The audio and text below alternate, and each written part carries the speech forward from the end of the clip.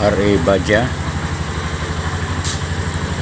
after 5 years yung ginawa ko, lagyan ko ng tray sa ibabaw,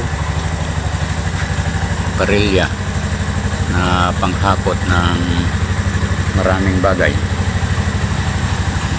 Yero pwede, mga mahabang bagay, mga steel. Ayan itsura nya. At pinalitan ko ng mags yung gulong na alloy. Nilagyan ko rin ang bumper sa likod.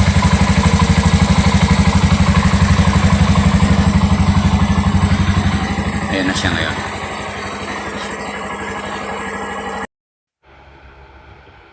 Kaso ito ngayon may problema itong Badja na ito sapagkat ayaw mag-start.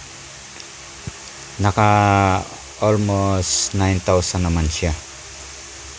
Ayaw niya mag-start at ito ang salarin. Nabasa yung mga connection niya, nabulok dahil iniihian itong pusang ito. Kaya sababantayan natin. Ito po yung sitwasyon ng ating RA Badja, ayaw mag-start.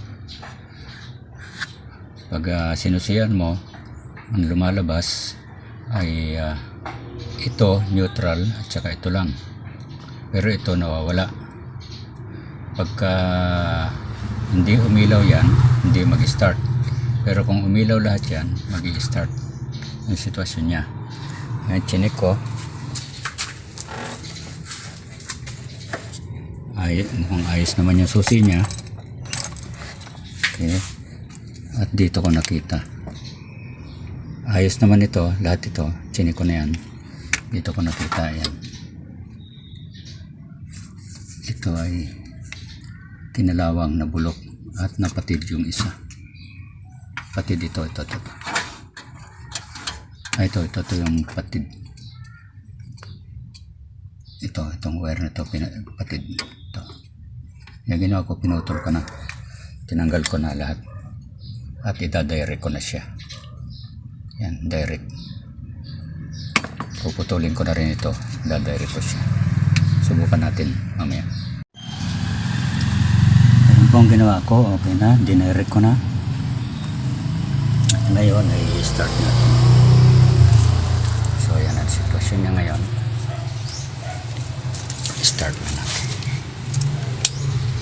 So yan po, lumabas sa lahat ng ilaw. Start natin. Ngayon ay one click na siya.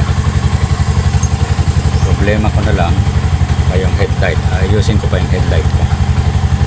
Wala.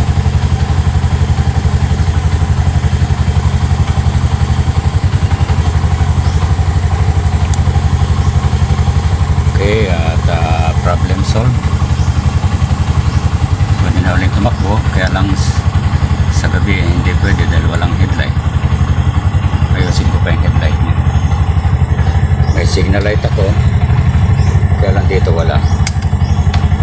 Meron naman sa labas, meron naman signal light sa labas kahit na wala rito.